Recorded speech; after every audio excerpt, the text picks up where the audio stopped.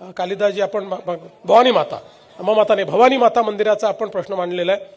भवानी माता म्हटल्यानंतर तर छत्रपती शिवरायांचं कुलदैवत आहे ते आणि आमचंही आहे आणि आपल्या अख्ख्या महाराष्ट्राचं कुलदैवत आहे। त्यामुळे भवानी माता मंदिराकरता 900 चौरस फूट जागा त्या ठिकाणी देण्यात येईल आणि तात्काळ अतिशय सुंदर अशा प्रकारचं त्याचं बांधकाम हे आपण करू। आधीपेक्षाही उत्तम लोक केवळ ते मंदिर बघण्याकरता येतील अशा प्रकारचं बांधकाम हे त्या ठिकाणी आपण करू, हा विश्वास या निमित्ताने मी तुम्हाला देतो। कालिदासजी आपण भवानी माता अंबामाता नाही भवानी माता मंदिराचा आपण प्रश्न मांडलेला आहे।